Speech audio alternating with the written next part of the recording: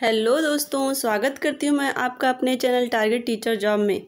दोस्तों, अगर आप बीएड काउंसलिंग के थ्रू कॉलेज चुनने जा रहे हैं तो मैं आपको उससे संबंधित 4 महत्वपूर्ण बिंदु बताने जा रही हूँ। नंबर 1 है कॉलेज की रेपुटेशन क्या है। दोस्तों, यहाँ पर रेपुटेशन का मतलब उसके ओहदे से है। आप कॉलेज में एडमिशन लेने जा रहे हैं, वहाँ का प्रोग्रेस रिपोर्ट कैसा रहा है, वहाँ का एटमॉस्फियर कैसा है, वहाँ पर डेली बेसिस पर क्लासेस चलती हैं कि नहीं चलती हैं,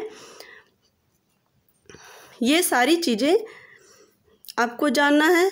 आप जिस स्ट्रीम से हैं, बीएड करना चाहते हैं जिस स्ट्रीम से, क्या उस स्ट्रीम के टीचर्स अवेलेबल हैं कि नहीं हैं, टीचर्स के पढ़ाने में परफेक्शन है कि नहीं है, ये सारी जानकारी आपको कॉलेज चूज करने से पहले ही कलेक्ट कर लेनी चाहिए। दोस्तों, अगर मैं अपने एक्सपीरियंस बताऊं तो मैंने बीएड काउंसलिंग के पहले ही अपने नज़दीकी एरिया के 3-4 कॉलेजों के बारे में जानकारी कलेक्ट कर ली थी कि कौन सा कॉलेज बेहतर रेपुटेशन के साथ हमें बेहतर शिक्षण कार्य भी प्रोवाइड कराएगा। इसी प्रकार हम अगले बिंदु को देखते हैं। दोस्तों, अगला बिंदु है नंबर 2, कॉलेज की रैंकिंग। दोस्तों, यहाँ पर कॉलेज की रैंकिंग से तात्पर्य इस बिंदु से है कि आप कॉलेज जिस भी यूनिवर्सिटी से संबंधित हैं, आपका जो कॉलेज जिस भी यूनिवर्सिटी से संबंधित है, उस यूनिवर्सिटी में आपके कॉलेज की पकड़ कितनी है, वहाँ पर समय समय पर सेमिनार वगैरह करवाए जाते हैं कि नहीं।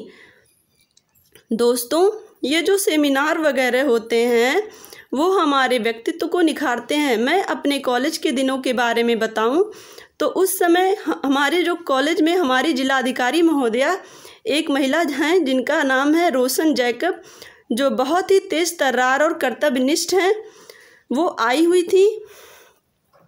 उनके स्पीच को सुनने के बाद मानो आपको नया जीवन मिला हो और साथ ही साथ आप अपने कार्यों को करने के लिए दृढ़ संकल्प होते हैं।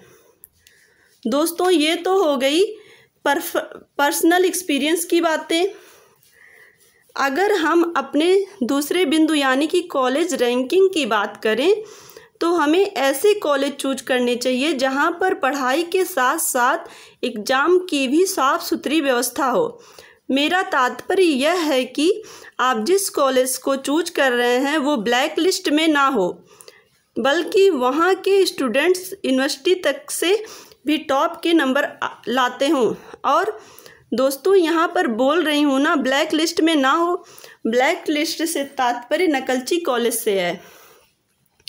हमें हमेशा इस बात का ध्यान रखना चाहिए कि हमें ब्लैक लिस्ट वाले कॉलेज नहीं चाहिए, बल्कि हमें ऐसे कॉलेज चाहिए जिसकी अपनी रैंक हो। यदि आप एक ब्लैक लिस्टेड कॉलेज में एडमिशन लेते हैं तो उस कॉलेज के 10% 20% मार्क्स इसलिए काट लिए जाते हैं क्योंकि वो एक नकलची कॉलेज होता है।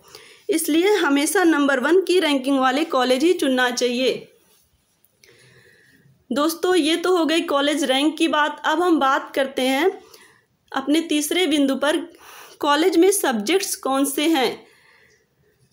दोस्तों, आप बीएड करने जा रहे हैं और ये जान लेना आपके लिए बहुत ही आवश्यक है कि आप जिस कॉलेज से बीएड करने जा रहे हैं वहाँ पर आपसे जुड़े सब्जेक्ट्स हैं कि नहीं हैं, क्योंकि आप बीएड करने का बेनिफिट्स तभी प्राप्त कर सकते हैं जब आप अपने टीचिंग सब्जेक्ट से जुड़े प्रशिक्षण ले पाएंगे। सपोज दैट यदि आपने ग्रेजुएशन में इंग्लिश सब्जेक्ट ले रखा था तो आप बीएड में इंग्लिश से ही करना चाहेंगे लेकिन यदि आपने एडमिशन ले लिया और आपने ये सारी जानकारी कलेक्ट नहीं की, फिर तो आपको कॉलेज के अनुरूप ही सब्जेक्ट चूज करने होंगे जो आपके फ्यूचर के लिए अच्छा नहीं होगा। दोस्तों, इन सब बातों की जानकारी आपको बहुत ही कम लोग बताएंगे।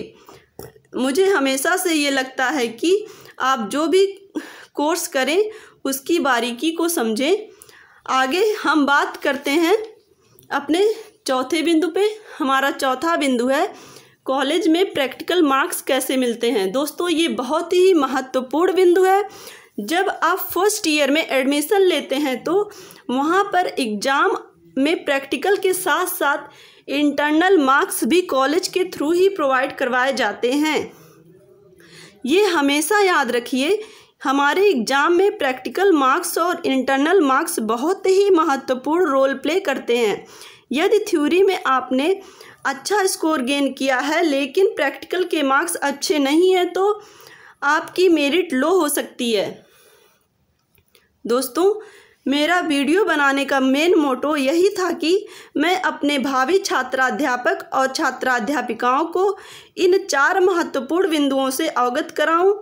मेरा यह भी मानना है कि अगर आप बीएड काउंसलिंग के लिए जा रहे हैं तो आप अपने क्षेत्र के 3 से 4 टॉप कॉलेज के नाम ज़रूर सेलेक्ट करके पड़ताल कर लें ताकि आप एक अच्छा कॉलेज चूज कर पाएँ। मैं हमेशा उन्हीं टॉपिक को चूज करना चाहती हूँ जो आपको आगे आने वाली परेशानियों से सचेत करें। इसी तरह दोस्तों, अब हम शॉर्ट में ये कहना चाहते हैं कि आप जो भी करने जा रहे हैं पहले उनकी बारीकियों को समझें और अपने भविष्य में आने वाली चुनौतियों का डट कर मुकाबला करें। यहाँ पर मैंने अपने कुछ एक्सपीरियंस भी शेयर किए जो मुझे लगता है आपको मोटिवेट करने के साथ ही सही मार्गदर्शन देंगे। दोस्तों, यदि आपको ये वीडियो पसंद आई हो तो एक लाइक ज़रूर करिएगा, अपने दोस्तों के साथ शेयर और सब्सक्राइब कर लीजिएगा, क्योंकि मैं अपने भावी छात्राध्यापक और छात्राध्यापिकाओं के लिए बीएड क्लासेस लेके आ रही हूँ। Thank you so much. जय हिंद।